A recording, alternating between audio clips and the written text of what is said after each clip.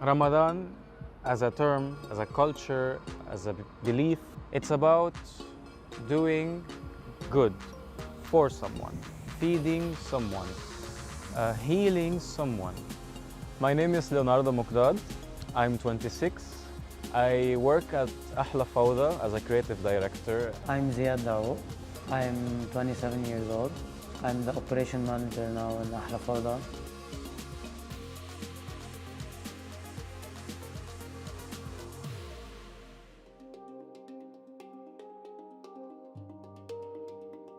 Every Ramadan in Lebanon, you see the lights all over the trees and like even in the middle of the streets and stuff.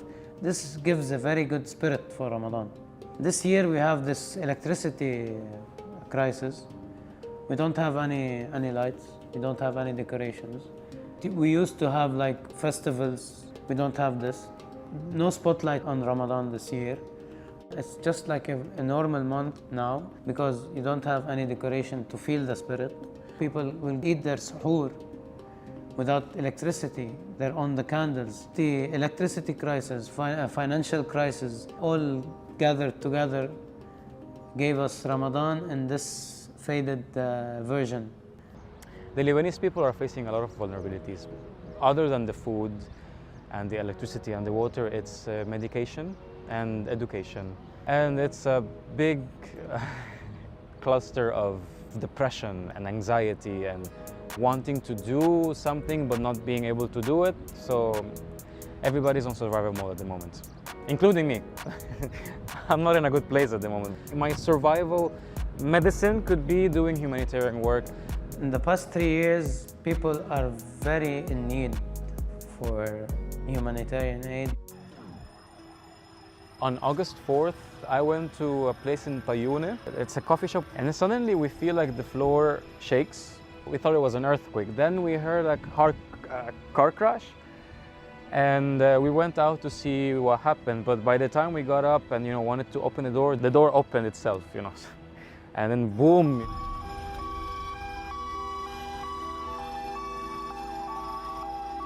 It was until the third day that I had the energy to go back to the streets and maybe help out. That's when Ahla Fawda was cleaning the streets already, and they were already running an operation. It was very interesting. For me, it was like, wow, you guys were able to take action. I entered the NGO. So half of it was because I needed to do humanitarian work, and the other half because of the situation and the emergency. We wanted to fix everything quickly. Just fix everything and try to have things stable. All the glass was shattered here. Ahla Fawda was one of the first NGOs that went down to the explosion. It's pure humanitarian, pure aid. It was here we found out ourselves we are growing very fast because the people need support. This Ramadan, we're supporting the civil defense and food parcels. Also, we're doing an iftar for the civil defense. There are many families of the civil defense that they are in need. So we're providing them a food parcel that lasts for 3 to 4 weeks for each family of 4.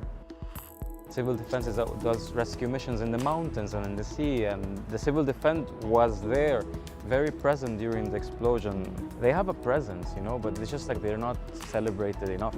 I have so many friends at the civil defense that work on the frontliners. When I saw pictures of them helping and see how many hours they spent on taking people out of the destroyed area, I was like, guys, you need to be appreciated in some way. Most of the young people volunteering for the field civil defense are nurses and students and everything, and they're paying to sustain their centers. People don't know the importance of the civil defense, but the civil defense is what puts out the fires. Even the gasoline for the ambulances, they pay the gasoline. As a community, I'm proud to give the frontliners, and they are worried that at the end of the day, they will not have food on their tables. This is the whole point of the Ramadan campaign and for the civil defense. For this month, we're projecting to make 1,000 food parcels because on average we make 240 every month. So this year we're making 1,000 for the month of April, and we want to distribute them to several areas. We're getting volunteers to decorate the place and to cook the food for them. And also, this time of the year, it's not also Ramadan, it's Easter, so we can't focus only on the Ramadan element. So we're focusing on both. It would be nice if we're able to make 1,000 food parcels every month, not just in Ramadan. But this is what we can do now, and we're taking it lightly, and we're motivated to do it. Whether we succeed or not is like we had a good intention to do it, and if it's not successful, we try again, you know, in a different approach. But as long as we keep trying. The crisis transformed our relationship with this country. Even if we have this crisis, these people in this country are heroes to sustain in these current situations.